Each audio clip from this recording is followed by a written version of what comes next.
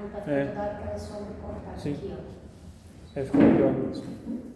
Então, assim, vamos ver rapidamente, né, até eu conseguir a única foto que tem do padre Francisco Spirago. Era um alemão, né, nasceu em março de 1862, na parte boêmia do leste do distrito de Schoengest, parece que é o nome. Esses nomes em alemão também, não acho que a gente vai conseguir falar. Foi ordenado em 1884 e logo na ordenação, né, ele faz a publicação de um dos seus primeiros livros. É muito próximo essa publicação dele, porque ele já era um padre que no seminário se demonstrou um grande propagador da fé, né, um grande catequista mesmo. Ele começa a escrever e publicar e continua a atividade desde 1904 no ginásio alemão em Praga. Em 1919 ele se aposenta e morre em 1942. Mas a vida do padre Francisco Spirago, ela foi um grande catecismo, né? Ele sempre foi publicando. Então esse aqui que nós vamos trabalhar é um. Mas ele fez, por exemplo, um catecismo popular para jovens, né? Que ele era só voltado para a juventude católica. Ele fez um que era o catecismo católico para crianças, né? Era voltado. E depois, a partir desse aqui, que nós vamos entender daqui a pouquinho, ele fez um catecismo da pedagogia, né? Ele não era um catecismo sobre pedagogia, mas era um catecismo para ser usado nas escolas. E esse é até um dos motivos, que daqui a pouco a gente vai ver do porquê que a gente escolheu ele, né? O catecismo católico, que é esse aqui, foi impresso pela primeira vez em Trutnov em 1894, e ele foi desenvolvido de forma pedagógica, né? Foi traduzido em 3 línguas, então foi um autor para a época de certo sucesso, né? E 2 anos depois ele publicou um para a juventude, que desenvolveu 7 edições. E esse catecismo que nós estamos utilizando, as primeiras edições dele, elas não aparecem com o nome de Catecismo Católico Popular. Elas aparecem com o nome de Catecismo Escolar e Popular, porque era um catecismo feito de forma para ser utilizado nas escolas, nas aulas voltadas para a religião que as escolas tinham, né? O esquema desses livros, como eu já tinha dito naquela outra reunião que nós tivemos, ele é composto por 3 volumes. Daqui a pouco a gente vai compreender o porquê que ele quis fazer essa divisão, né? É bem interessante a forma com que ele descreve. Boa noite, pessoal. O primeiro volume fala sobre o dogma, né? Que é esse que nós vamos trabalhar agora no primeiro momento. O segundo sobre a moral e o terceiro sobre a graça, né? Essa versão especificamente que nós estamos trabalhando é um facsímile da versão de 38, né? É uma das últimas versões, então uma das mais atualizadas. Da parte dogmática da igreja, que provavelmente está fora desse livro, seria só o dogma da Assunção, que é em 51, né? Ele é proclamado pelo Papa Pio XII, 1950, perdão. Então, da parte dos dogmas mesmo, o único que não está aqui, muito provavelmente, e eu falo muito provavelmente porque o dogma da Assunção ele foi definido em 1950, mas ele foi tratado na igreja desde o ano 300, né? Santo Eusébio já defendia ele antes disso até um pouco. Então é uma coisa que foi dogmatizada no futuro, mas já era algo. Então pode ser que ele cite aqui. Estou falando pode ser, pessoal, porque como é um catecismo, eu nunca o li de forma linear. Eu sempre usei para estudos, né? Agora não, agora eu estou lendo ele de forma linear porque eu tenho que fazer as aulas, montar as apostilas e tudo. Então pode ser que tenha algum detalhe que tenha me escapado nas minhas leituras anteriores que agora eu vou estar descobrindo. A nossa ideia então é que nós estudemos de 15 em 15 dias, né? Durante 1 hora e meia mais ou menos, com essa aula expositiva, eu vou abrir para perguntas e respostas no final. Então fiquem à vontade para anotar, para não esquecer, né, alguma pergunta, e me fazer ela no final, depois a gente vai ter um tempinho para isso. A ideia é que a gente consiga trabalhar ele em até 2 anos. Isso aqui pode ser reduzido ou ampliado, vai depender do nosso desenvolvimento, né? Aqui 2 anos, os 3, tá, gente? Os 3 volumes já.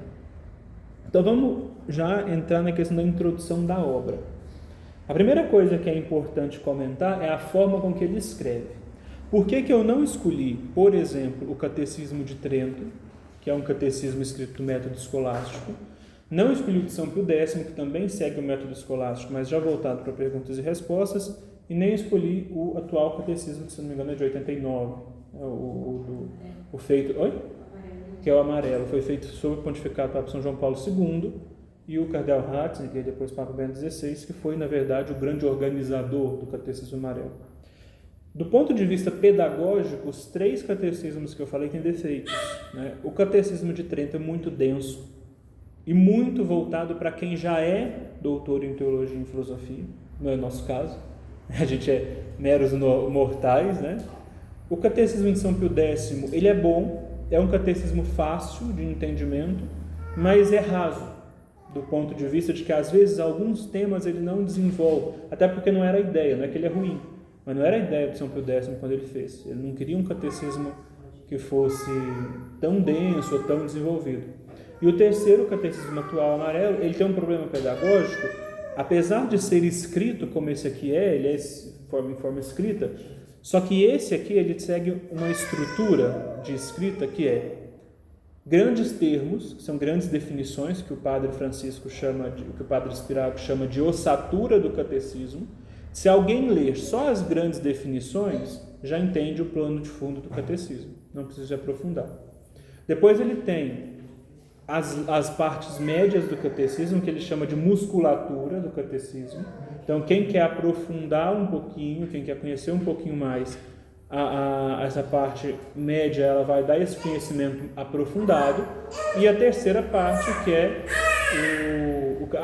as letras miúdas, né, a parte miúda do catecismo, que ele chama do sangue do catecismo.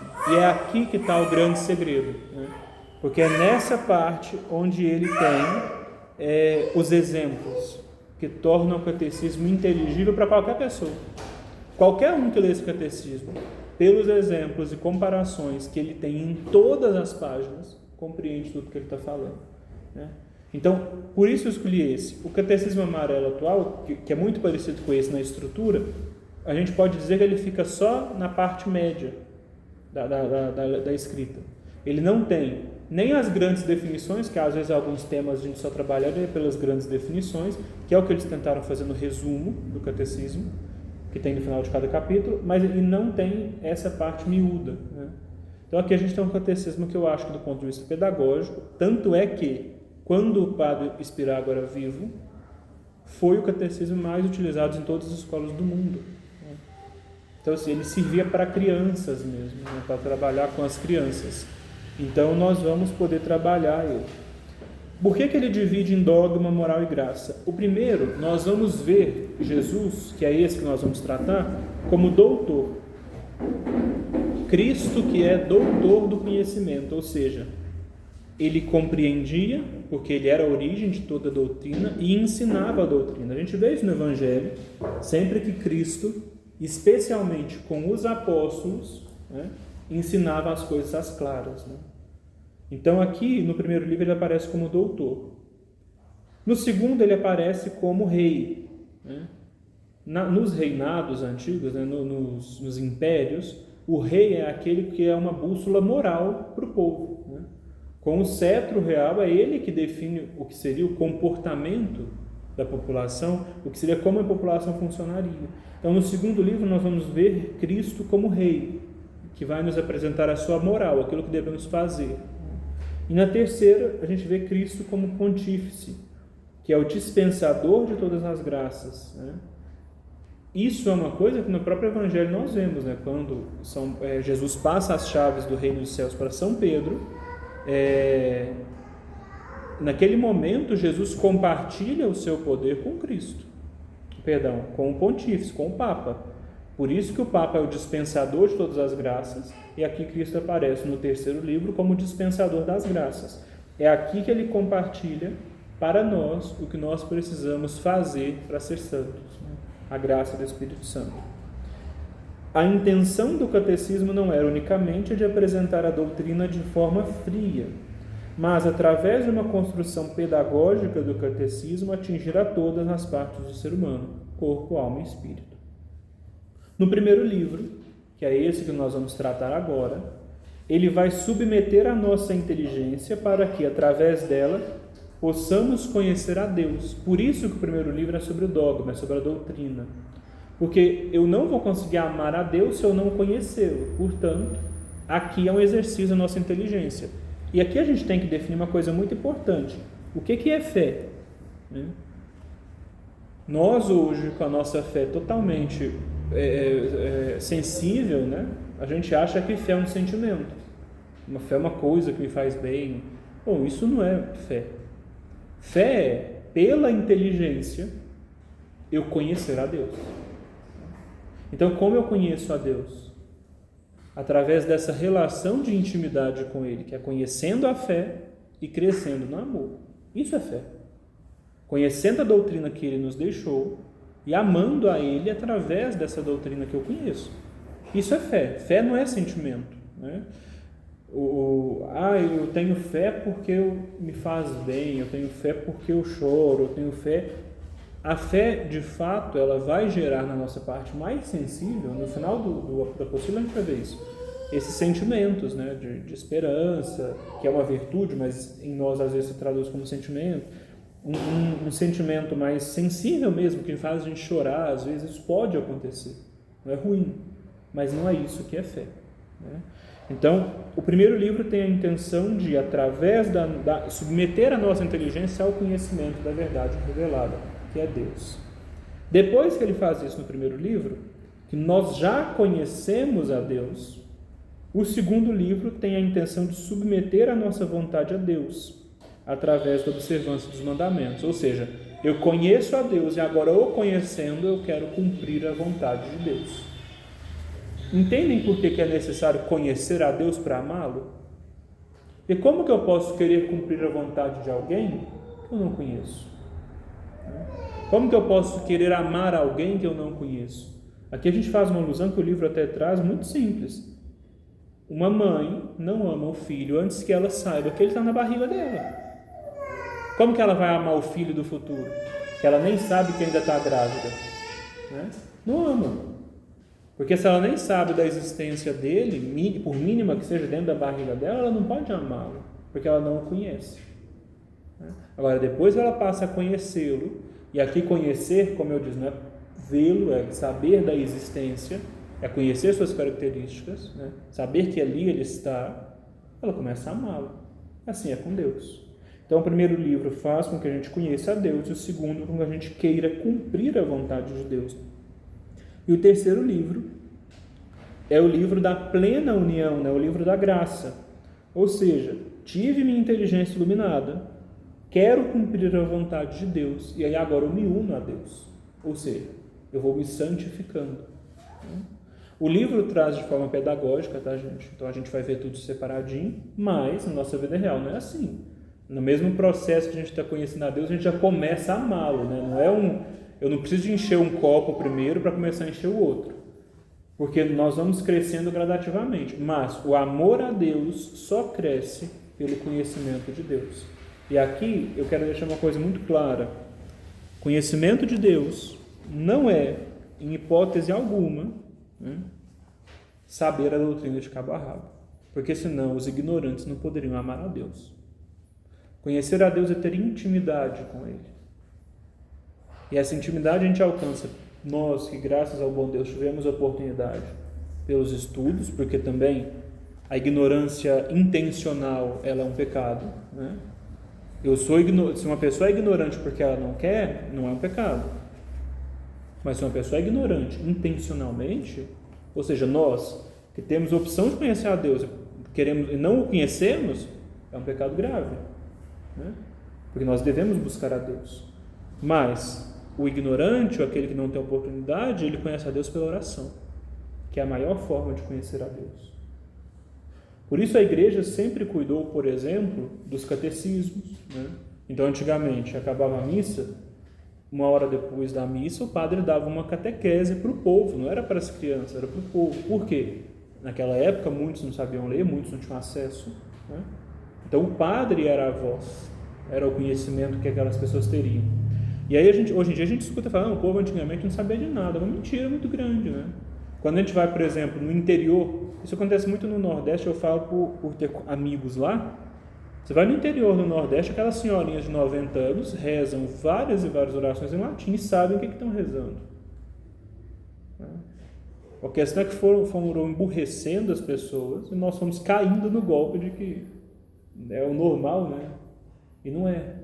Deus está aí para ser conhecido, né? E essa é a nossa missão através do curso. O fim principal do catecismo, né, não é, em hipótese alguma, fazer-nos estudantes de filosofia ou de teologia, né? Mas na realidade, através desse esquema que ele faz no livro, nos fazer bons católicos, né? E ele até finaliza com essa frase que eu acho fantástica: que praticam alegremente sua santa religião. Então, aqui. Pega aqui comigo. Quem mais que está sem? Eu vou fazer o que o som, a pessoa leva ela para trás, porque quem precisa. Uma coisa que eu já comentei, né, que ele tece uma crítica ao esquema escolástico, mas não é necessário a gente comentar de novo. E aqui, gente, é muito interessante. Eu, James, sempre fui um defensor do método escolástico. Qual é o método escolástico? O método escolástico é aquele que nós encontramos na Suma Teológica. São 2 métodos derivados da época escolástica, né? Um, que é o que nós encontramos muito em Santo Tomás e nos livros que vieram depois, que é: você faz uma consideração e responde à consideração, né? Como se fosse pergunta e resposta, e depois, hoje, o mais moderno, que é claramente pergunta e resposta, que é o que São Pio X fez.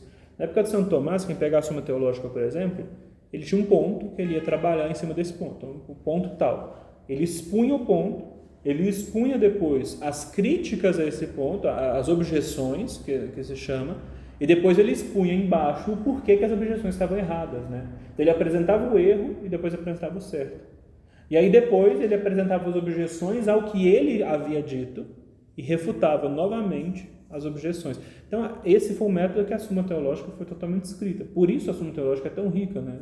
É um documento de um livro de 5 volumes, eu os tenho em casa. O mais grosso é assim, uma coisa assustadora, mas é de uma grande riqueza. Que também, gente, não é para todo mundo sair lendo por aí, porque senão vai confundir as cabeças. Então a gente fica nos catecismos que é para a gente, deixa a Suma para os teólogos, né? Eu tenho mesmo de abelhudo, né? Eu só tenho em casa, mas raramente pego alguma coisa para ler, e quando pega com algum padre, lendo o artigo de algum padre que está explicando o que eu estou lendo na Suma, para não fazer confusão, né? Porque senão a gente vai mais embaralhar a nossa cabeça. E isso era um cuidado que Cristo tinha, né? Quando ele ia falar das coisas, dos segredos, né, das revelações, o que ele fazia? Para o povo, falava em parábolas. Para os apóstolos, que eram os doutores da lei por excelência, porque eram os bispos, né, falava às claras e eles compreendiam as verdades. E a igreja tem a igreja docente, que somos nós, e a igreja discente, que são aqueles que têm o poder das chaves, o Papa e os bispos. Ou seja, nós, simples fiéis leigos, não deveríamos estar ensinando, tá? Por que nós estamos? Porque falta padres. E nós estamos colaborando com os padres. Mas o papel de ensinar não é dos leigos. O papel de ensinar é dos padres, dos bispos e do Papa. Só que hoje em dia, a igreja, infelizmente, está passando por uma crise de vocações mesmo, né? Temos que rezar muito, não tem padre, é uma tristeza.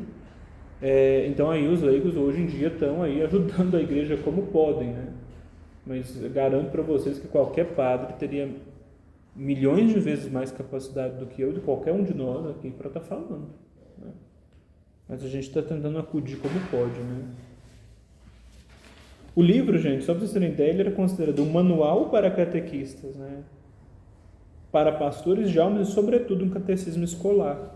Ele fala várias vezes durante o livro que, em sua totalidade, ele poderia ser aplicado nas escolas. Bom, agora passando aí essa questão da introdução, ele vem para a primeira grande pergunta que ele traz. Por que estamos nós neste mundo? Eu acho que essa pergunta, se a gente levar a vida toda para meditar e para tentar obedecer a ela, ainda é pouco, né? Porque é uma pergunta que tem uma resposta muito clara, mas de muito difícil cumprimento. Aqui no livro ele traz para a gente uma historinha, um dos exemplos que ele traz, muito bom. Assim como o estudante frequenta a escola com um fim determinado, isto é, abraçar uma carreira, assim também o homem está sobre a terra, na escola da vida, para atingir um fim sublime. a felicidade eterna. É o homem como um servo que serve ao seu senhor e ganha o seu pão com esse serviço. O homem existe para o serviço e para a glorificação de Deus. Deste modo, consegue a felicidade eterna depois da morte e, em certo modo, já durante a vida. Ou seja, nós estamos neste mundo para conseguirmos a felicidade eterna. De que maneira? Através da glória de Deus.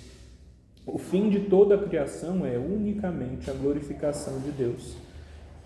Isso aqui, gente, quando a gente fala glorificação de Deus, é honrar aquilo que Deus fez por nós. A gente vai trabalhar isso hoje ao longo da aula, mas é honrar essa grande graça que Deus nos deu da existência e da chance do céu, da morte do seu Filho, da ressurreição do seu Filho. Nós estamos aqui para isso, né? Aqui na apostila eu até coloquei uma citação muito boa do padre Cochem. Ele foi um capuchinho lá, morreu em 1712, muito antigo. Os livros dele não se acham mais, a gente acha citações esparsas em livros, né? E aí ele fala: as criaturas foram criadas para demonstrar a glória de Deus. As criaturas aqui que ele fala são as não racionais, os animais, né? E as criaturas racionais, anjos e seres humanos, foram criados para louvarem e honrarem a Deus. Até os seres destituídos de razão e de sensibilidade, os animais ferozes, domésticos, as árvores e as plantas, os metais e as pedras, louvam a Deus, cada um à sua maneira e segundo suas faculdades, porque todos contribuem para a glória e para a honra do seu Criador.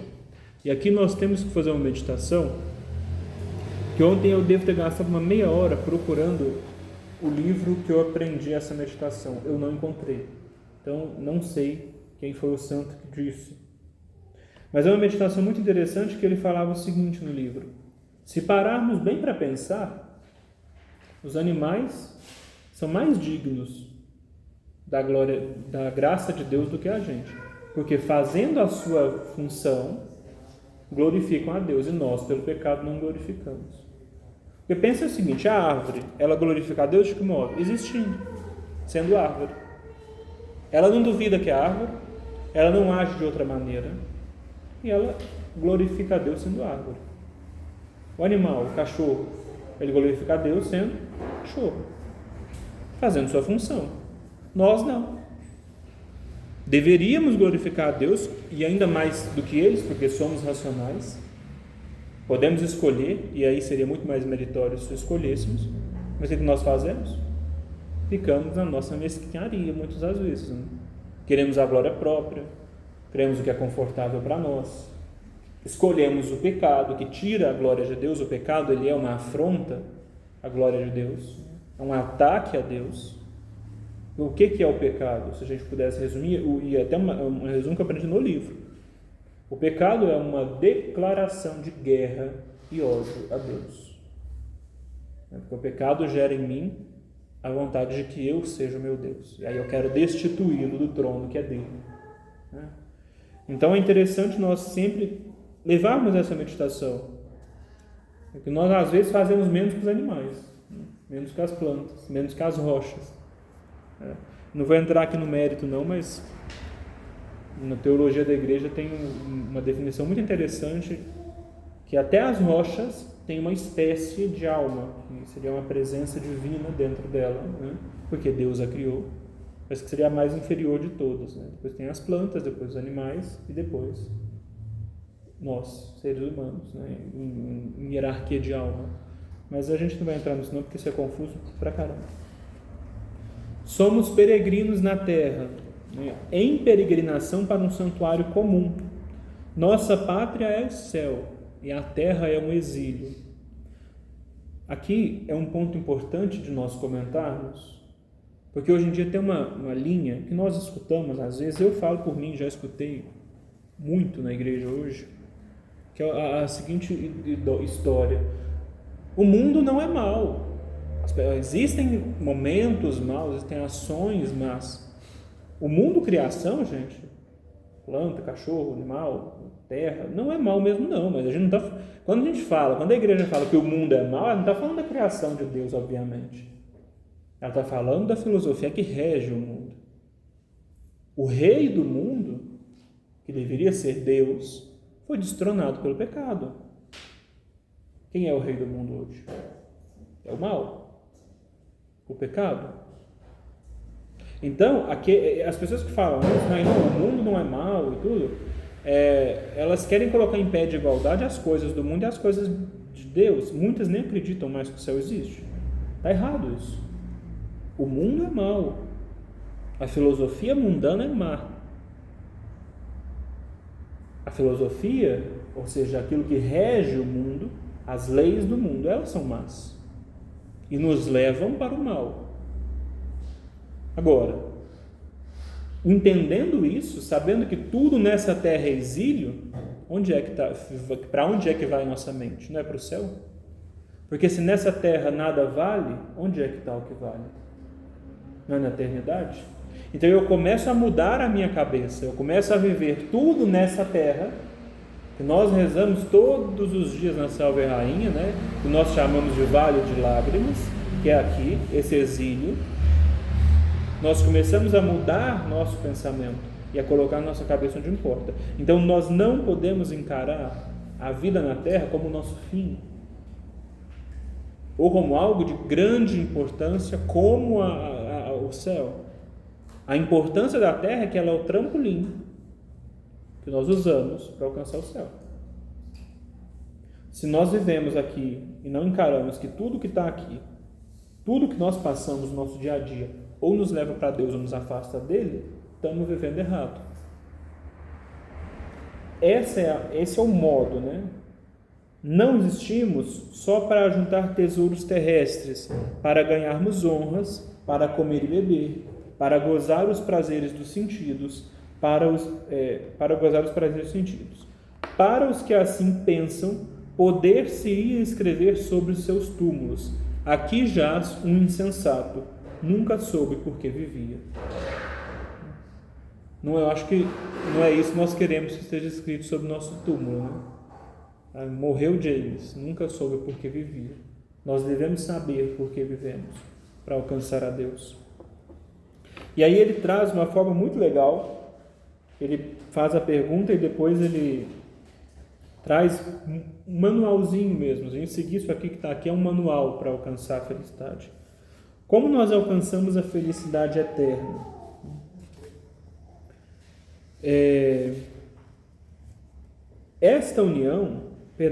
A felicidade eterna consiste na união com Deus. Na união com Deus. Esta união produz-se por um ato da inteligência, ou seja, pelo conhecimento de Deus, e por um ato da vontade, pelo amor a Deus. Se queremos atingir este fim já nesta terra, é preciso que nos acerquemos dele, que procuremos já aqui conhecer e amar a Deus. O que é o céu, gente? Eu acho que talvez até pelas novelas, né, que a gente cresceu assistindo, todo mundo acha que o céu é um grande jardim, né? Todo mundo vestido de branco, aquele negócio, os anjos tocando musiquinha, né? Aquilo é a visão espírita do céu, né?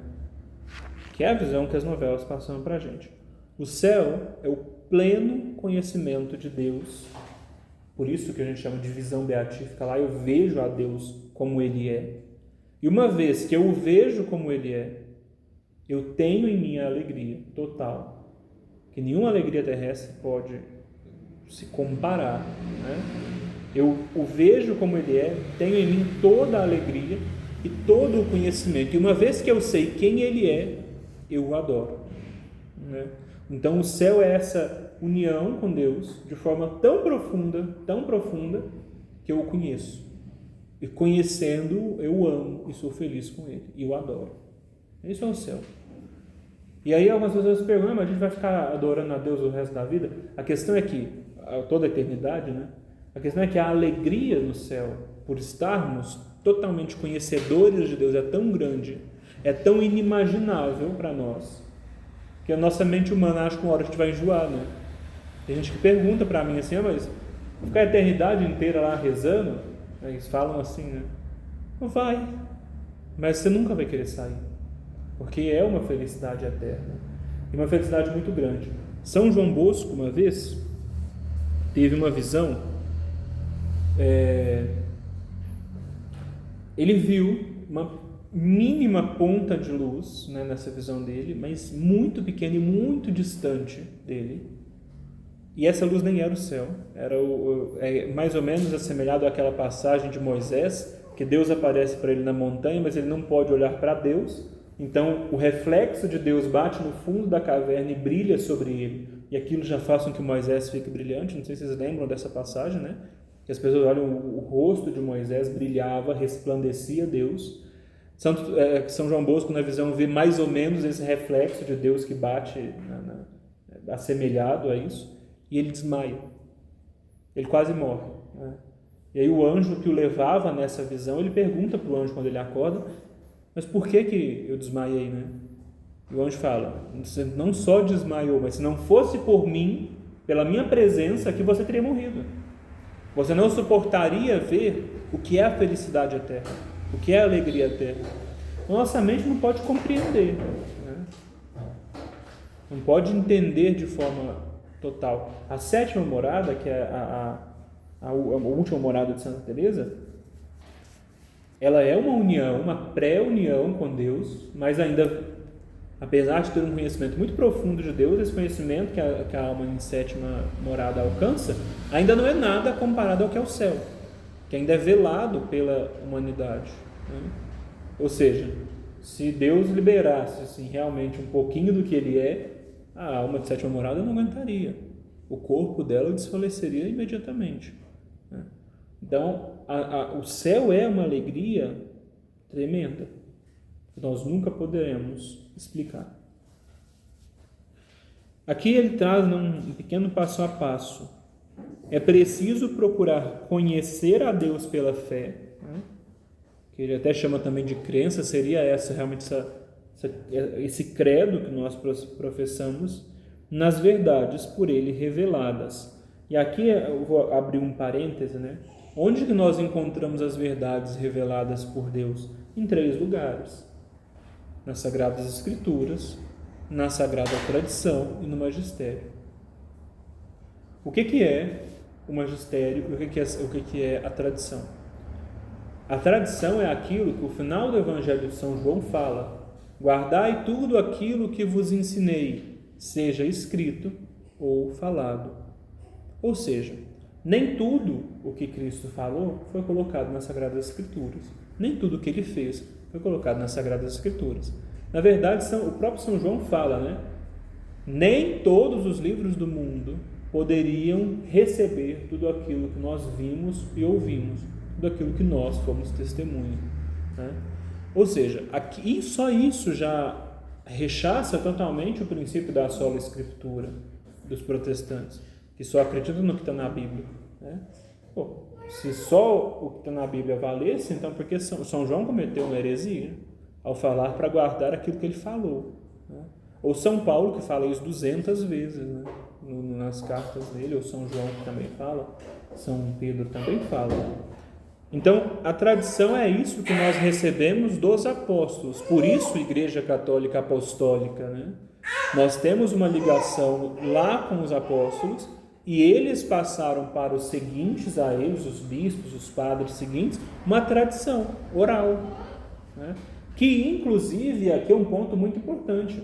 O que definiu a Sagrada Escritura não foi a Sagrada Escritura propriamente, foi a tradição oral. E foi o magistério. Até mais ou menos o ano 350, 400, a gente não tinha uma Bíblia fechada. Nós tínhamos alguns hereges, por exemplo, que queriam tirar tudo da Bíblia, queriam deixar São Lucas, acho que algumas cartas de São Pedro, queriam tirar todo o resto, a Bíblia seria fininha.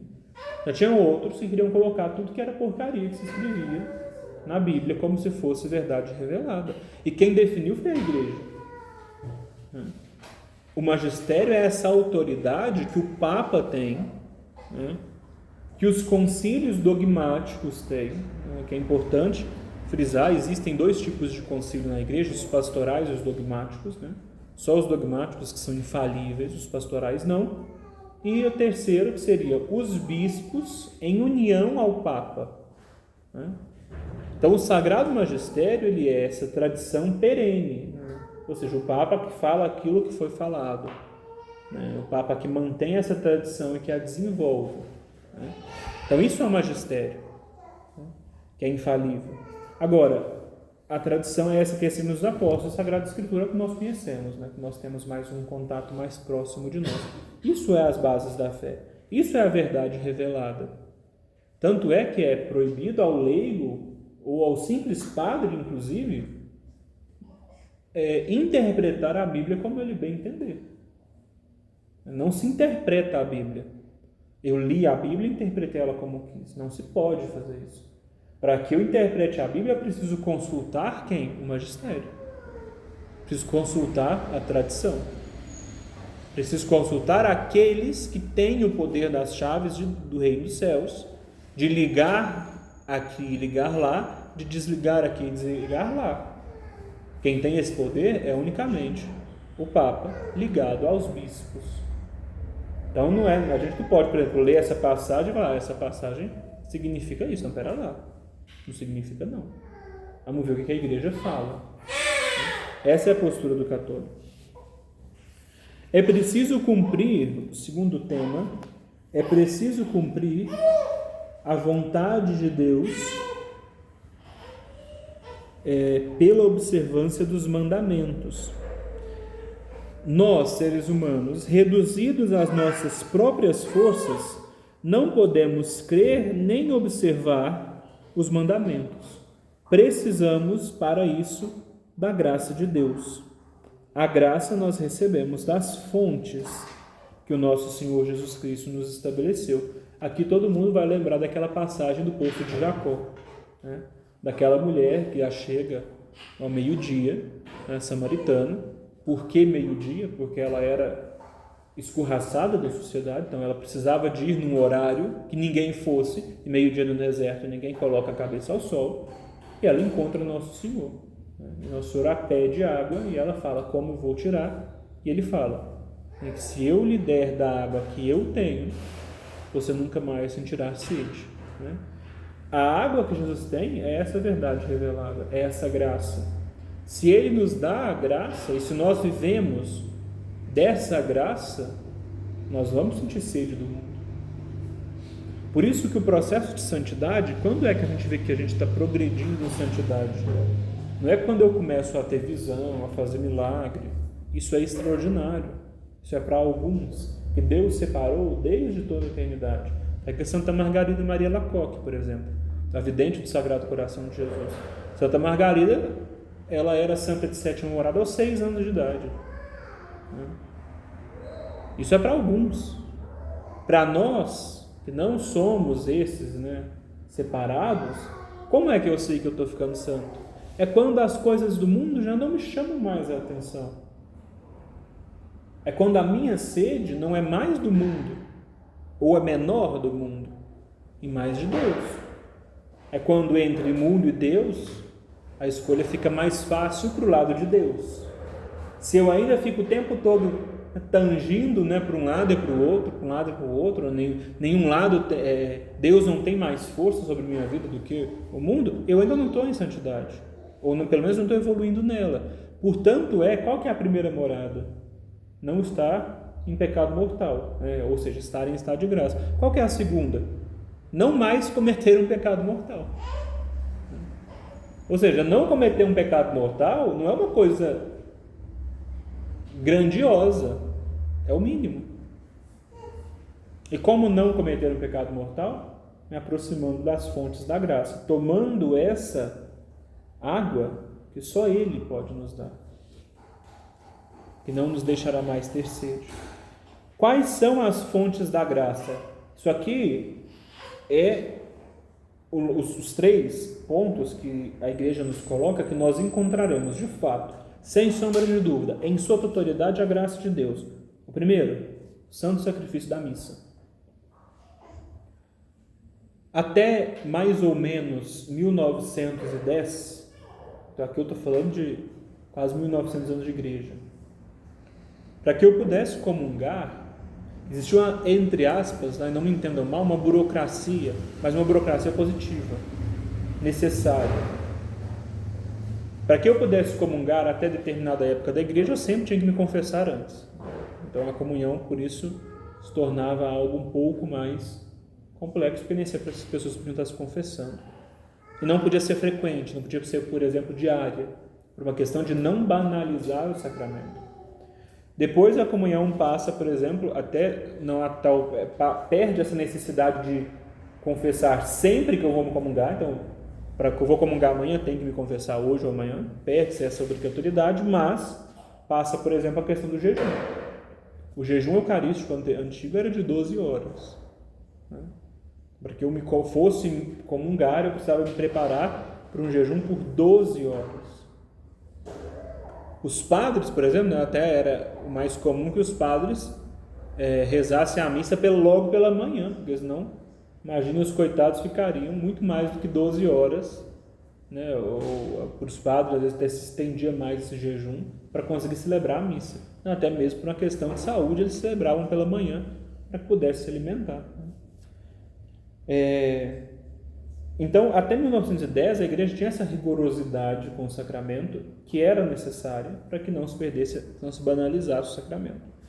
Em 1910, São Pio X, vendo que o mundo já tinha perdido a fé, a gente acha que a crise, agora a crise, é desde que Jesus fundou a igreja, porque Judas estava lá, né?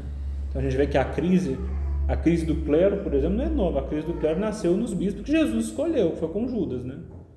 A crise nos fiéis nasceu nos próprios fiéis que ele escolheu, porque na hora da morte só tinha 2 aos pés dele, que era a Virgem Maria e São João. O resto, tinha ido embora. Então, a crise de fé da igreja começa na fundação da igreja, né? Hoje ela está pior, tá, gente? Mas ela começa na fundação da igreja. E São Pio X, já vendo que o negócio lá ia e não voltaria, né?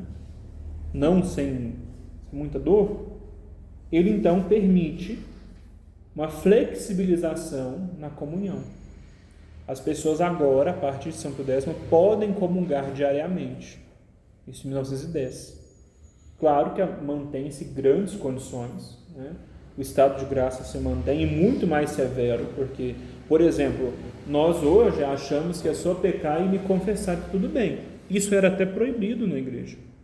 Quando se tem um diretor espiritual que ele vê que eu estou cometendo muito o mesmo pecado, ele me proíbe de confessar, temporariamente. Porque aí eu me emendo. Depois que eu começo a me emendar, ele libera, para não banalizar o sacramento.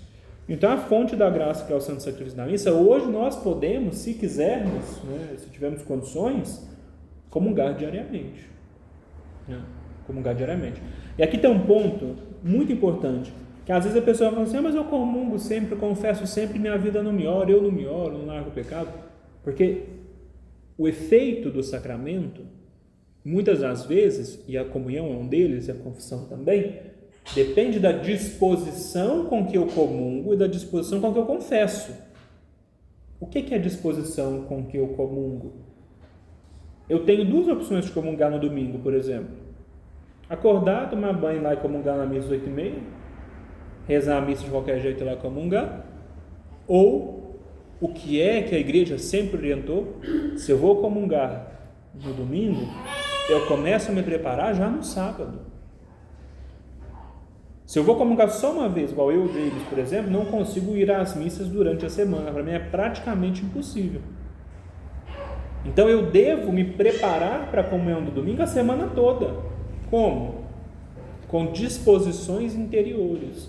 Então, ao longo da semana, eu vou fazendo orações, vou pedindo que o Senhor possa me aproximar dele cada vez mais, que ele possa amolecer o meu coração, porque ao comungar eu comungo com vontade, eu comungo com amor, fazer pequenos atos de adoração, atos de fé, atos de esperança, fazer jejuns, fazer penitências. E comungar não é só ir lá e pôr a hóstia na boca, não.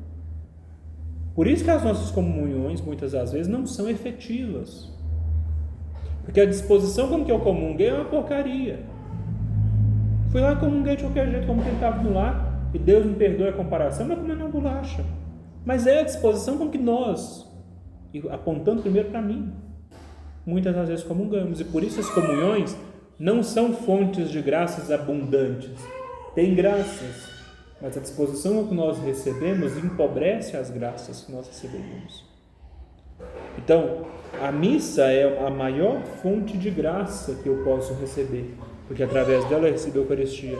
Então, qual é a disposição que devo comungar, que devo rezar, participar da oração da missa? Com todo o amor que eu conseguir, com toda a preparação que eu conseguir. Por isso, se preparem. Vamos mudar um pouquinho a nossa concepção, né? Depois, os sacramentos, né? O sacramento por excelência é a Eucaristia, mas os demais sacramentos também. Gente, os casamentos. Quantas graças de Estado não são perdidas porque a disposição e a preparação dos noivos é pobre, é insuficiente. E aí as almas, os nubentes, perdem enormes graças, às vezes graças de uma conversão que seria para a vida toda, porque se prepararam mal. Porque ao receberem o sacramento, a disposição com que receberam era pouca. Sacramento é coisa séria. Sacramento é coisa séria. E a terceira fonte da graça, a oração. Aqui tem a oração vocal, que é o terço, as novenas, mas tem a oração mental, que é aquela que ao longo do dia eu mantenho a minha mente em Deus. É como se eu ficasse ali marinando, né? Quando a gente coloca uma carne em tempero, a oração mental é mais ou menos isso, né? Eu coloco a minha mente em Deus o tempo todo, eu fico ali naquele caldo, naquela coisa que é Deus, me mantenho ali, e a minha mente vai se impregnando de Deus, a minha alma vai se impregnando de Deus. É que chega um momento que eu já não tiro mais Deus, e que chegue o momento que nós falemos como São Paulo: não sou eu que vivo, é Cristo que vive em mim. Continuando, né? Ele fala: aqueles que querem salvar-se também devem ter religião. A gente vai falar disso daqui a pouco. Alguém me informa as horas, só para mim saber? 8? A gente já termina e eu abro para perguntas. Não há felicidade perfeita neste mundo. Os bens deste mundo por si só não podem nos fazer felizes, pois não podem saciar nossa alma. Pelo contrário, muitas vezes a envenenam e na hora da morte a abandonam. Aqui a necessidade do desapego das coisas deste mundo e da total entrega à vontade de Deus. Vocês já pensaram nisso? Nós ficamos aqui nessa terra brigando por ninharia, por confortos, por bens econômicos, por lascívias, né, que são aqueles pecados mais baixos, quase animalescos, e na hora da morte eles, além de nos envenenarem, nos abandonam. Só Deus não nos abandona. Só Deus não nos abandona. Só o Evangelho e a sã doutrina são capazes, já nesse mundo, de nos tornar em parte felizes, porque quem os seguem achará contentamento interior. Ou seja, não sei como que é para vocês, né? Mas dentro de mim, quando uma grande felicidade que eu sinto, e aqui eu estou falando, não é aparecendo com toda humildade mesmo, mas uma grande felicidade que eu sinto é quando eu faço as coisas da igreja. Por quê? Porque eu devo tudo a ela. Eu devo tudo à igreja. Meu batismo foi à igreja, minha comunhão, minha confissão, meu crisma, meu casamento, e espero que na hora da morte, minha extrema unção. É tudo de lá. É ela que distribui a fonte da graça que é Cristo. Então, já nesse mundo, a gente começa a ter uma alegria quando nós estamos no Evangelho e na doutrina de Deus, que é a doutrina da igreja. Aqueles que seguem a doutrina de Jesus Cristo serão perseguidos, mas estas perseguições não podem lhe fazer mal, porque só faz mal aquilo que leva à perdição da alma. E aí Jesus fala conosco no Evangelho, né?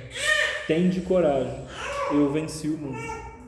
Isso, imagino eu, que nos mártires, no coração dos mártires, era a frase que ficava rebombando quando eles estavam ali para ser mortos. Tende coragem, eu venci o mundo. Meu patrono, Santo Inácio de Antioquia, ele foi julgado aos leões. E dele mal sobrou alguns pouquíssimos ossos, né? Que são as pouquíssimas relíquias que existem dele hoje. Os leões comeram quase tudo. E ele morria alegre. Pouco antes de morrer, ele fala que, como trigo, ele seria triturado pelos leões e se tornaria uma hóstia pura que seria oferecida em sacrifício ao altar de Deus. Então imagina a alegria dele, que mesmo na perseguição, ele se mantinha alegre, feliz, porque ele encontrou a fonte da felicidade, que é Deus. O homem que pratica as palavras de Cristo, aqui também fala, edifica sua casa sobre a rocha. Isso aqui, gente, é porque nós temos também um mal do mundo moderno, que é uma fraqueza de fé. Eu creio até que o negócio aperte, depois que aperta, aí eu desespero, Ou então eu só creio quando aperta, Eu vivo de forma relaxada, aperta, eu corro para Deus. Mas não. Quando o Evangelho fala que o homem que constrói sua casa sobre a rocha, aqui ele não está falando de forma literal. Aqui o Evangelho, nem em primeiro lugar, não está falando das famílias. Em primeiro lugar, aqui ele fala da nossa alma. Em segundo lugar, fala da nossa família de fato. Nossa família tem que ser construída sobre a rocha. Mas a nossa alma tem que ser fundada, firmada na fé, que é Cristo, que é a igreja, que é rochedo que nos salva. A felicidade perfeita não é possível neste mundo também, porque ninguém pode evitar os sofrimentos. E aí a gente pensa o seguinte: a gente passa uns 80, 90 anos de sofrimento aqui para uma eternidade de felicidade. Ou a gente passa 80, 90 anos aqui de alguma felicidade terrena, de algum prazer terreno, e passa a eternidade de sofrimento no inferno.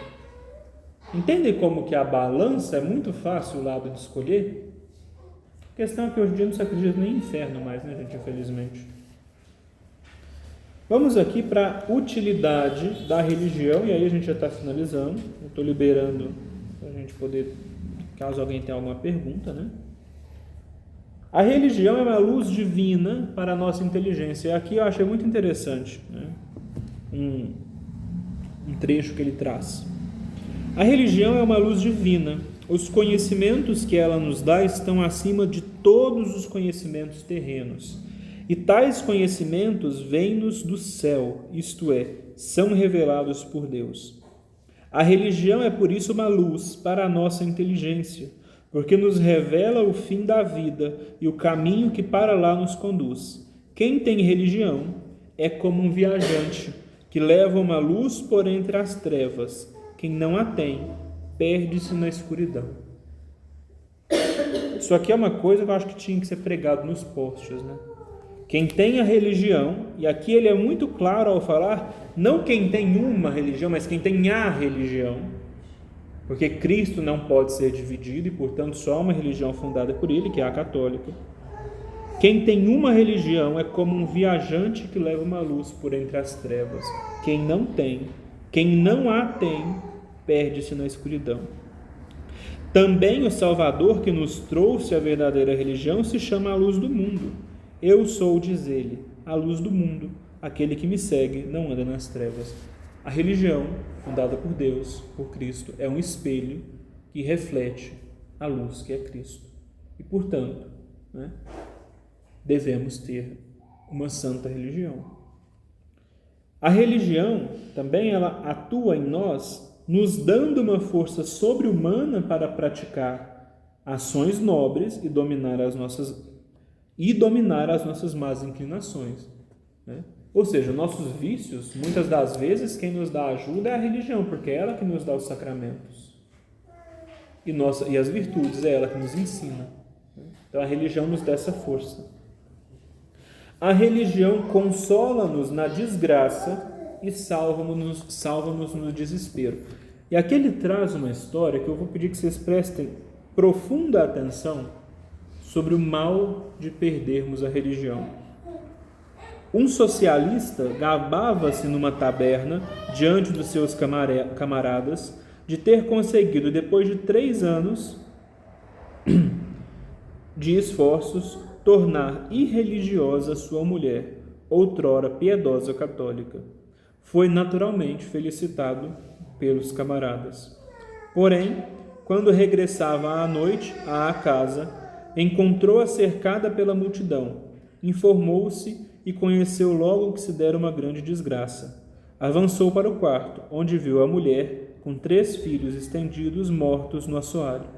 Junto da mulher estava um bilhete com estes dizeres: enquanto tive religião, pude suportar tranquilamente os sofrimentos da vida, com a esperança da recompensa que Deus promete.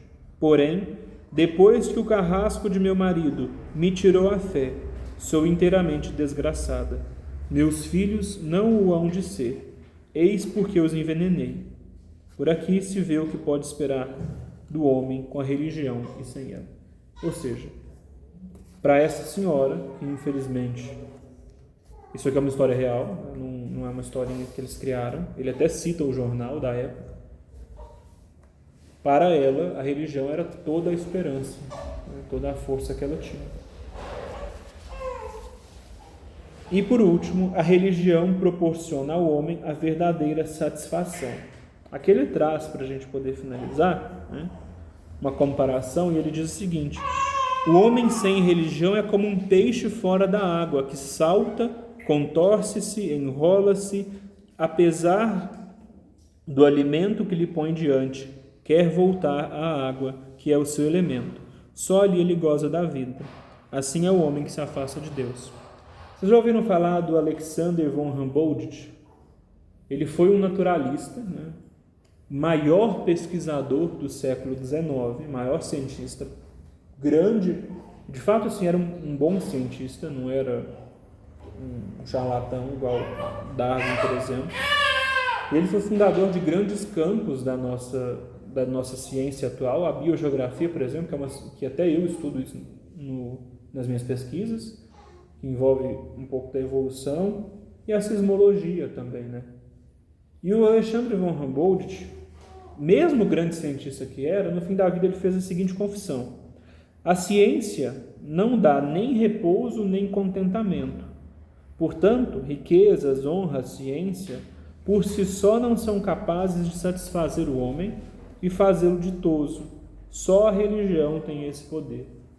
Os profetas chamaram a Jesus Cristo príncipe da paz, porque sua doutrina é a única que sossega o nosso espírito, por isso, no seu nascimento, os anjos anunciaram a paz aos homens.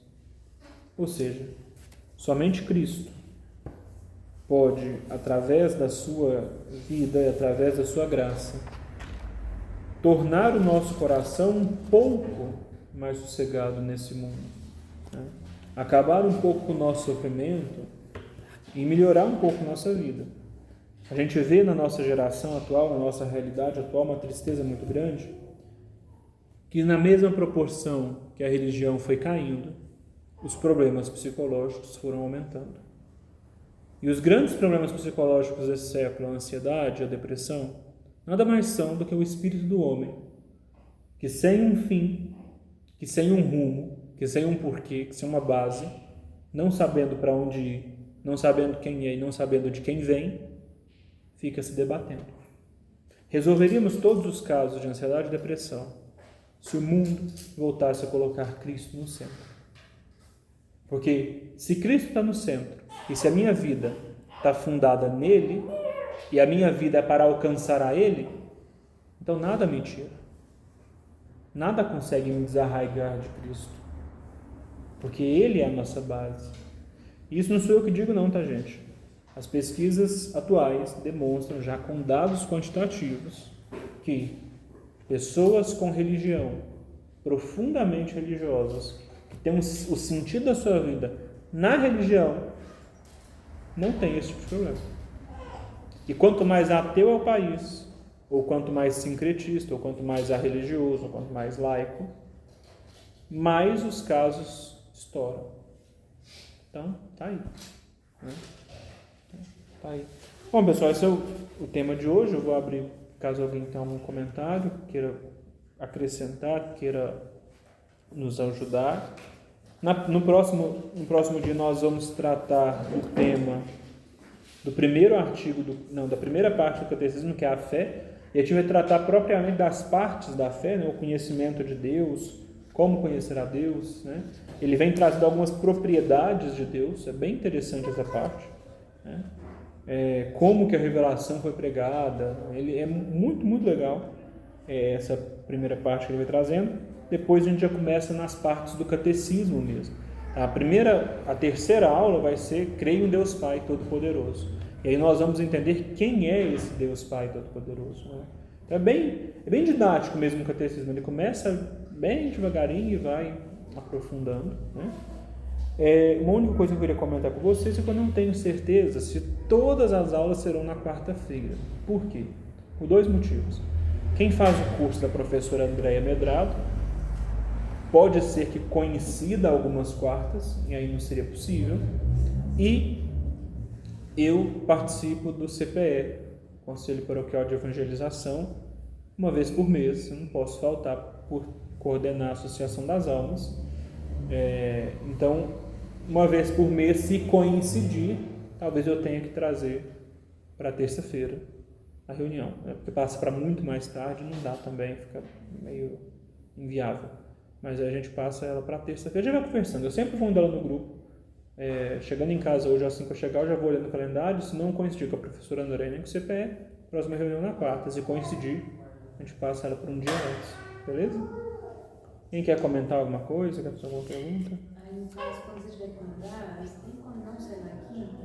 Não, nunca vai ser na quinta. Ou é terça ou é quarta. Isso aí já é certeza. Os outros dias da semana, não. Alguém quer comentar alguma coisa? Como ele é escrito antes do Vaticano II, sim. Né? Ele tem alguma adaptação? Ele é um Você vai passar ele como uma adaptação? Ele é um facsímile, né? Se vocês olharem aqui, ele não foi batido de novo na máquina, né? Ele foi feito um facsímile dele, né? Então ele em si não tem atualização nenhuma. Com relação a uma espécie de atualização do... Olha, eu vou ser muito sincero, não vejo necessidade. Pelo seguinte, igual eu tenho até os documentos do Vaticano, já estudei muito eles, do Vaticano II, mas o Concílio Vaticano II ele foi pastoral, né? Ele não foi dogmático, então ele não trouxe nenhuma novidade dogmática. Não é necessário falar da missa, porque ele não traz sobre a missa. Então a única grande mudança que veio do Vaticano II, que foi a missa, que foi o Papa São Paulo VI que fez depois, né, em 70, não é tão necessário a gente trabalhar, porque nós vivemos ela, né? Então, quando a gente for falar de missa, a gente vai falar daquilo que é igual nas duas. A graça que vem da missa, né? Tudo que ela faz. Eu não vejo necessidade do ponto de vista por ser mais pastoral. O Vaticano II é muito mais para os padres que para nós, né? Ele não traz uma novidade dogmática. O que ele faz é pegar o que a igreja já tinha e falar com os padres, olha, façam assim, né? Então, é mais para os padres, é mais uma operacionalização da fé, para os padres poderem operacionalizar. Não vejo necessário. Agora, se tiver algum tema aqui, o catecismo é a base, mas eu uso o catecismo amarelo, eu uso outros catecismos, outros livros de espiritualidade que eu tenho. Então, não é a única fonte da catequese. Então, se precisar em algum momento, eu posso pegar sem problema. Eu tenho lá em casa, até recomendo que tenha um catecismo amarelo e que tenha os documentos, um compilado, que acho que a Vozes fez, se eu não me engano, vermelho assim, em todos os documentos do Vaticano II nele. Então, recomendo que quem quiser comprar, é bom ter em casa. Eu até ganhei de um amigo, tenho lá em casa, estudo de vez em quando. Né? Quando a gente vai trabalhar temas que precisam de uma atualização pastoral, sim. Agora, aqui no caso, que é muito mais mesmo doutrinário, eu não vejo necessário. Talvez lá na parte, quando a gente for falar na na segunda parte da moral, aí sim eu tenho certeza que algumas coisas eu vou pegar. Que algumas coisas houve, algumas atualizações importantes a gente trabalhar, então sim. Agora, esse aqui primeiro não, porque é a doutrina. Agora só 4 comentários, Pablo. Você falou da fé, né? Sim. Porque a fé é um dom de Deus, né? Não tem como a gente... Eu vou ter mais fé. Você vai se abrir... Não é certo esse pensamento. Está errado. É uma virtude colocada por Deus no batismo, mas se ela fica só no campo de Deus, ela só vai ficar ali no batismo. A nossa fé, ela não é algo só do campo espiritual, ela é algo que também está no nosso intelecto. Através da graça de Deus e das virtudes, nossa fé ela é desenvolvida, a própria igreja vem desenvolvendo. Então, por exemplo, a gente pega uma fé da igreja, a igreja cria na Imaculada Conceição desde o primeiro século, mas só foi declarado dogma em 1850. Por quê? Porque a Igreja veio desenvolvendo a própria fé. Então, ficar só no campo de Deus é errado. Não é falar assim, a fé é um dom de Deus. Você tem que corresponder. Não, você tem que estudar. A fé precisa de conhecimento. Não só conhecimento. Não, ela precisa de ter uma inteligência iluminada pelas virtudes, pela graça de Deus. Mas, sim. Mas, tecnicamente, a fé é dom de Deus, né? Não, fé é uma virtude teologal. Fé é uma virtude teologal colocada em nós pelo batismo. No batismo nós recebemos 3 virtudes: fé, esperança e caridade. A única que o pecado não nos tira é a fé. Então, quando nós pecamos, nós perdemos a caridade, nós perdemos a esperança. Mas a fé se mantém, até porque, para que nós possamos voltar ao estado de graça, nós precisamos acreditar ainda. Por isso a fé se mantém. Agora, se eu só receber a fé e só rezo pedindo a Deus mais fé, Ele não vai me dar mais fé. É correspondência. É necessário que a fé é uma ação da nossa inteligência, né? É uma ação da nossa inteligência também. Eu recebi ela no batismo, sim, está corretíssimo. Mas é uma ação da nossa inteligência. Eu preciso de operacionalizar a minha fé. Eu preciso de iluminá-la pela oração, pela graça de Deus, e iluminá-la pelos conhecimentos que eu vou adquirindo. Então a gente fica no campo só ali espiritual, né? Isso está errado. A Igreja nunca definiu fé dessa maneira, é só como um dom de Deus. Não, ela precisa de desenvolvimento, né? Mas ela é uma virtude teologal, sim, isso está certo. Aquilo que você falou, tudo para a glória de Deus, né? Sim. Até as doenças. É tudo. Tudo. Então, mas, por exemplo, na doença, você glorificar a Deus. Sim. Na natureza, você olhar a natureza criada e dar glória a Deus. Que é por isso que a gente está aqui, né? Para dar essa Sim. glória a Deus, toda a glória a Deus. São Francisco de Assis fazia isso, né? Quando ele põe o Cântico das Criaturas, é dando glória a Deus na criação, né? Que é belíssimo, inclusive, não sei se... Acho que a versão que eu escutei foi do Padre Fábio de Mello. Muito boa. A doença glorificar a Deus. Nós estamos aqui para dar glória a Deus. Né? Acho que ele trabalhou isso numa aula que nós tivemos aqui, não me recordo. Acho que foi a Kátia, na última semana, que ela tratou... Qual que foi o tema? Que ela falou do caminho da perfeição, né? Que ela fala naquela parte da vontade, né? Ou seja, por exemplo, se a minha vontade, eu estou doente, eu tenho 2 formas de encarar isso. Eu posso, na doença, virar um reclamão e só achar que está tudo ruim e não crescer aquilo, e na doença eu posso glorificar a Deus, como o Robinho está falando muito bem, né? Que é o que deve ser feito. Por exemplo, as almas do purgatório. As almas nos ensinaram, através das aparições que tem na igreja, que até no desenvolvimento da doutrina as almas colaboraram, né? Que quando a alma sofre do purgatório, esse sofrimento tem um valor menor, porque ela está ali, ela não tem opção de ir para outro lugar. Agora, quando aqui na Terra nós acolhemos o sofrimento, e através do sofrimento nós damos a Deus o que é de Deus, a glória que é dele, para o purgatório, por exemplo, isso vale muito mais, né? Por que vale? Porque eu poderia não fazer isso, e eu escolhi fazer isso, né? Então, inclusive quando a gente fala de purgatório, a gente fala disso também. Outra coisa que você disse, pode me corrigir se eu estiver errado, se você não interpretar a Bíblia, porque o magistério que interpreta. Sim. Mas eu entendo que isso não impede da gente ficar o Alessio divino. Você lê a Bíblia e tirar uma interpretação para você ali. Não do sentido. Não no sentido de ensinar para o outro. Melhor, eu li... Entendi isso. Entendi isso. Eu li e entendi isso, está errado. Porque aí cada um entende o que quer. Por exemplo, agora, tirar para a sua vida. Eu estou nesse momento e leio isso traz esse tipo de coisa para mim. O que eu aprendi da Alexia Divina é como se fosse, você usar o termo assim, a agenda de Deus. Você vai ler ali, de acordo com o seu entendimento, com o seu português, com o seu conhecimento de vida, você vai ler e interpretar daquelas formas literais, o que está escrito literalmente, o que quer dizer isso. E aquilo ali você vai aplicar na sua vida. Hoje eu tenho que adorar mais a Deus. Tá, isso aí são 2 coisas diferentes, né? Quando o senhor fala assim, por exemplo, o que aquilo ali quer dizer, está errado do ponto de vista doutrinário, por exemplo. O que aquilo ali quer dizer, eu não posso interpretar. Quando Jesus disse, por exemplo, na casa do meu pai há muitas moradas, do ponto de vista doutrinário, ele disse algo que eu não posso interpretar. Isso a igreja interpreta. Agora, quando eu vou, por exemplo, leio essa passagem no velório, o que aquilo ali traz para a família? Esperança. Desse ponto de vista, de que a leitura me traga algo e me faça melhorar, e me faça agir melhor, isso pode. O que não pode é eu querer entender do ponto de vista, não, Deus falou, que Deus quis dizer isso quando ele disse. É isso que não pode. É nessa hora. Só naquela, tipo assim, lendo, interpretando, sem buscar o conhecimento certo. É nessa hora que está errado. O que um padre. O que a igreja diz? Certo. Então, por exemplo, a gente pega igual o Rubinho falou, nesse momento da minha vida, eu leio essa passagem, ela vai ter um significado, mas não do ponto de vista de um significado da realidade daquilo ali, do que aconteceu, da doutrina daquilo ali, mas um significado muito mais espiritual, muito mais profundo, né? Eu daria dois momentos, assim.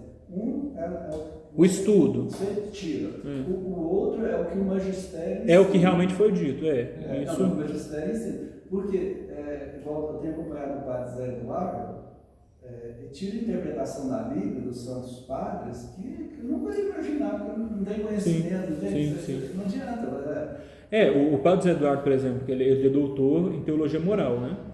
Ele é um dos pouquíssimos doutores de teologia moral do Brasil. Então ele explica de forma, quando ele fala, a gente pode confiar. Porque ele, com certeza, trouxe aquele do magistério. Mas é algo que você nunca imaginou. Agora, isso que o senhor está falando, a gente tem que fazer mesmo. Essa meditação, essa ruminação do que a Bíblia fala, mas não no sentido assim, Jesus falou isso, significa isso na doutrina, né? Isso está errado. Isso aí é só a gente lê o que a igreja falou. Tanto é que eu recomendo que vocês comprem a Catena Áurea, né? Que é um livro, são 4 livros de Santo Tomás. Na verdade não é de Santo Tomás nada mais fez do que compilar dos 4 evangelhos. Então tem o evangelho e embaixo tem tudo que a igreja fala, que significa do ponto de vista doutrinário aquilo lá. Agora, isso aí que a gente precisa de fazer muito, senão a gente não dá conta. E a última coisinha aqui é quando você falou da questão do desapego, né? A ação da escravidão de amor é uma forma de desapego. É uma forma de desapego. A gente entendeu como o desapego. Por exemplo, a escravidão de amor, ela não é para todos. É uma espiritualidade mais profunda, né? Um pouco mais complicada de viver. Mas uma forma muito prática. O senhor é consagrado a Maria pelo método de São Luís? O método de São Luís, quem se consagra a Nosso Senhor através de Nossa Senhora pelo método de São Luís, por exemplo, sabe que você não tem direito de mais nenhum dos seus tesouros espirituais. Então, por exemplo, eu rezei hoje um rosário, ganhei graças. Essas graças virão para minha alma conforme Nossa Senhora quiser. Ela passa a ser dispensadora das graças que eu recebo. Agora, se Nossa Senhora vê, por exemplo, que na minha família, ou no purgatório, ou na minha círculo de convivência, há alguém que precisa mais da graça do que eu, ela pode não me dar a graça e dar para quem precisa. Isso é um desapego até da graça, né, que nós temos. Desapego dos bens materiais. Sim. E desapego até dos bens espirituais. Embora você não tenha uma parte que você não tem direito de desapegar. Nossa Senhora vai, obviamente, como boa dispensadora que é, e como boa mãe, não vai tirar toda a minha graça e falar, você se vira e eu vou dar para os outros. Não é isso. Ela vai nos dar aquilo que nós precisamos, mas aquilo que abunda, ela pode nos dar, mas ela pode dar para quem precisa. Né? Isso é uma forma de caridade perfeita, né? Ou pelo menos no caminho, né, da caridade perfeita. Mas quando a gente fala de desapego, é muito mais, a gente fala muito de bens materiais, mas o desapego é muito maior do pecado em si. A gente para olhar dentro de nós, a gente é apegado aos pecados. Tem pecado que a gente comete quase, não é, mas quase por gosto, né? Assim, cometê-lo, né? Então nós devemos nos desapegar disso, porque não dá para o bem e para o mal, ou seja, não pode o puro tocar naquilo que é impuro, nos diz a Sagrada Escritura. Então não pode coabitar o mal e o bem. A graça de Deus não coabita com o pecado. No nosso espírito, que é a morada de Deus dentro da nossa alma, É impossível que tenha ao mesmo tempo a graça e o pecado mortal. O pecado venial, ele ainda coabita porque ele é um pecado de menor gravidade, ele não tira a graça de Deus, mas o pecado mortal expulsa, né, a Deus. Então é muito, muito importante nós termos essas concepções de desapego, né, e de apego a Deus, né, a graça de Deus. Mas alguém queria comentar alguma coisa? Não? Vocês podem aprender com o Rubinho. Anotando, eu vi que ele estava lendo o telefone. Ai, meu olho. Ele estava lendo o telefone ali as perguntas que ele anotou, né, para não esquecer. Eu faço a mesma coisa. E se não fizer assim, a gente esquece tudo. A cabeça da gente é ótima. Eu anotando, esqueci de ler algumas coisas para vocês que estavam aqui. Então, a gente precisa mesmo de fazer. Se eu parar para anotar o que eu penso, eu perco o que você está falando. Bom, pessoal, a ideia é a gente trabalhando dessa maneira, né? À medida que a gente for desenvolvendo, a gente vai vendo. Eu já mando no grupo, eu acredito que hoje a gente chegar em casa, que agora eu tenho que sair, mas chegando em casa eu já acredito que mando. E aí a gente volta aqui na próxima semana, melhor no próximo encontro, que a gente tem que ver quando é, e a gente vai trabalhando, beleza? Vamos fazer uma oração para a gente terminar? Do Pai, do Filho e do Santo.